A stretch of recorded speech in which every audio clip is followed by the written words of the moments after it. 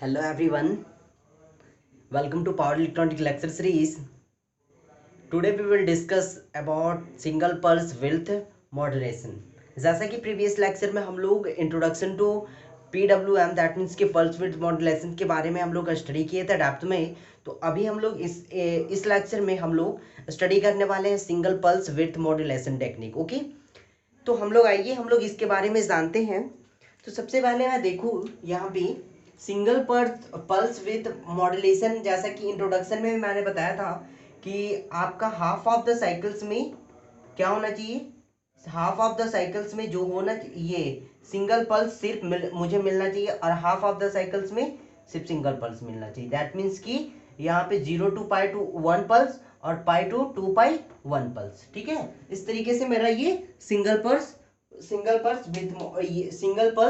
With modulation हो जाता है। ठीक है, तो वही मुझे यहाँ पे वेवफॉर्म के थ्रू मुझे ये करना है। तो आइए हम लोग देखते हैं इसके बारे में।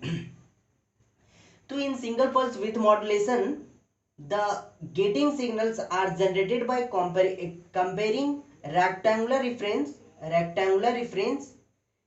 with triangular reference signal and triangular carrier wave, thus producing only one pulse per half cycle of the output voltage।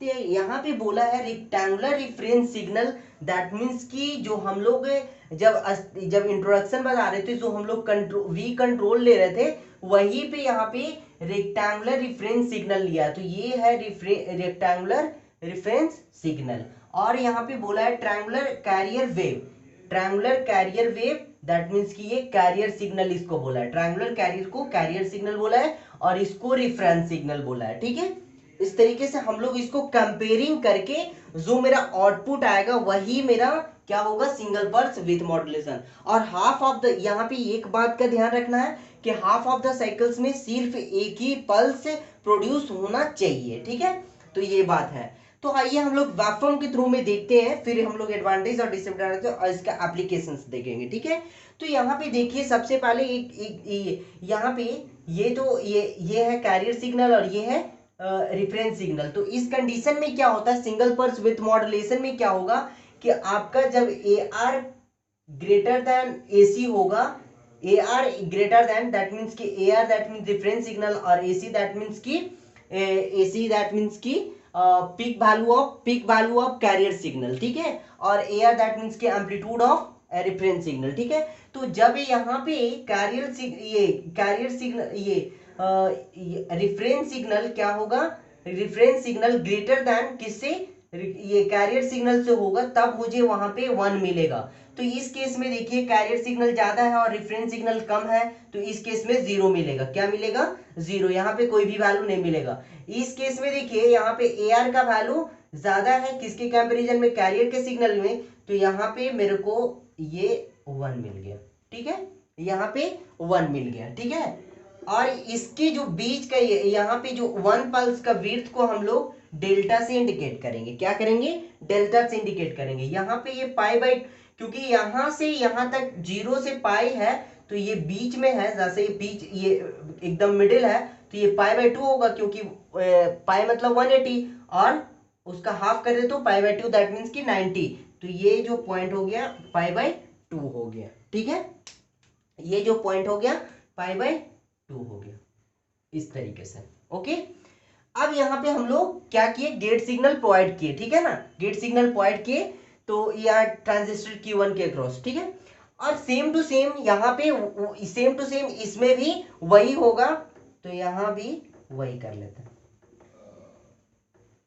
इस केस में हम लोगों को मिलेगा। ठीक है, इस तरीके से यहाँ जो ये वाला जो वैल्यू होगा, ये जो वैल्यू देखिए यहां से यहां तक का वैल्यू क्या है, डेल्टा है।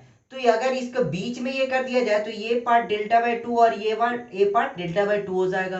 तो अगर इस पॉइंट को इंडिकेट करना है, तो यहां से यहाँ पाई बाई 2 है, तो सिर्फ इसको इंडिकेट करना है, तो मुझे क्या करना होगा, pi by 2 minus delta by 2, pi by 2 minus delta by 2। और अगर इसको इंडिकेट करना है तो हम पाई बाई 2 में डेल्टा बाई 2 को ऐड कर देंगे, तो pi by 2 plus delta by 2 हो गया। ठीक है, इस तरीके से हम लोग इंडिकेट कर लिए। तो जो हम लोगों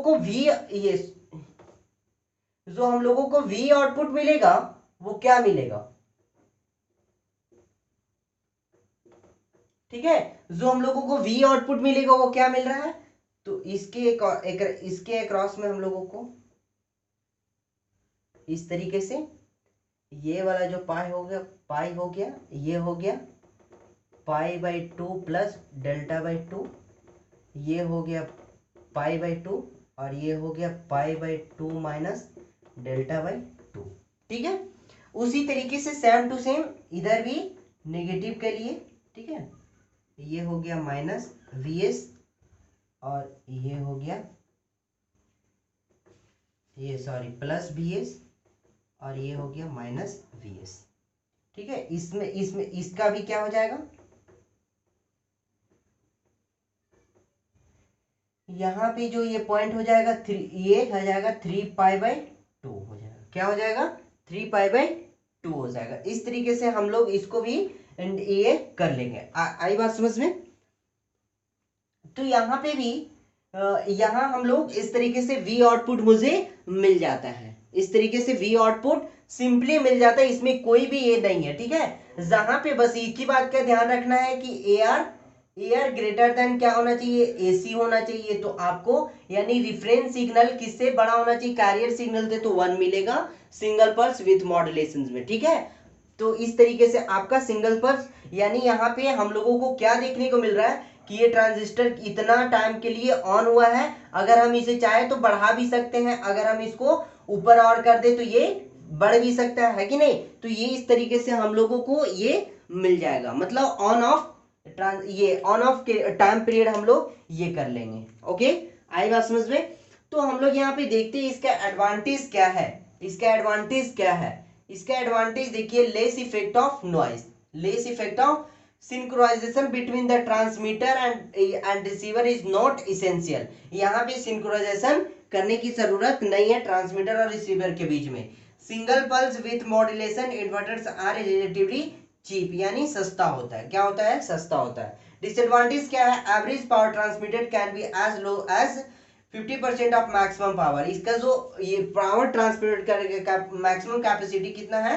50%। The main drawback in this type of voltage control इस वजह से बोला है क्योंकि यहाँ पे जो भी हम लोग पल्स विद मॉड्यूलेशन में हम लोग क्या कर रहे थे, इंट्रोडक्शन में भी देखे थे कि हम लोग वोल्टेज को अप डाउन कर रहे थे 25, ये मतलब अभी देखे जब उस समय देखे थे 9 वोल्ट का एक था, फिर 4.2 ये 4.5 का था, फिर 2.25 का था। इस तरीके से हम लोग वोल्टेज को ये कर रहे हैं, इसीलिए हम लोग वोल्टेज कंट्रोल स्कीम बोल रहे हैं यहाँ पे। ठीक है, is the introduction of harmonics in the output. जो हम लोगों को आउटपुट मिलता है इसमें इसके हार्मोनिक के साथ मिलता है। ठीक है, इसमें ये मतलब इंट्रोड्यूस हो जाता है हार्मोनिक्स आउटपुट में। ठीक है, एप्लीकेशंस क्या? वोल्टेज रेगुलेटर में, क्योंकि वोल्टेज को अप डाउन किया जाता है इसीलिए वोल्टेज रेगुलेटर में किया जाता है। Class D audio amplifier which are highly effectively. ठीक है, इस तरीके से सिंगल पल्स विथ मॉड्यूलेशन था। लेकिन तो अब यहाँ पे बात ये आता है कि इसमें हम लोगों को एम दैट मीन्स कि स्मॉल ये कैपिटल एम ये क्या होता है? मॉड्यूलेशन इंडेक्स होता है। क्या होता है? मॉड्यूलेशन इंडेक्स होता है। क्या होता है? Modulation index. M is equal to होता है ए आर दैट मीन्स की एम्पलीट्यूड ऑफ रेफरेंस सिग्नल, और ए सी दैट मीन्स की पीक ऑफ कैरियर सिग्नल। ठीक है, इस तरीके से हम लोगों को मिल जाता है। और यहाँ पे एक चीजें हम लोग फाइंड कर सकते हैं, एक Vrms, क्या फाइंड कर सकते हैं? V nought RMS is equal to होगा यहाँ पे 2/2 पाई, इंटीग्रेट करेंगे कहां से कहां तक? लिमिट हो जाएगा pi by 2 minus delta by 2, और फिर pi by 2 plus delta by 2। इस तरीके से हम लोग ले लेंगे।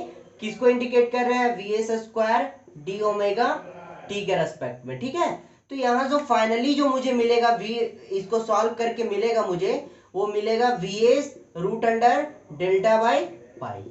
ये मेरा फाइनल आंसर हो जाएगा। ठीक है, इस तरीके से सिंगल पल्स विथ मॉड्यूलेशन मेरा क्या होता है? एंड होता है। ठीक है, बस इतना सिंपली, इसमें कुछ नहीं करना है, बस आपको ये हल्का से एक्सप्लेनेशन दिखा देना और वेब फॉर्म बनाना, फिर ये V nought R M S दिखा दीजिएगा, मॉड्यूलेशन दिखा दीजिएगा, और फिर advantage this application. That's all, ठीक है। फिर मैं नेक्स्ट लेक्चर में मिलता हूँ, तब तक के लिए thanks a lot, best of luck.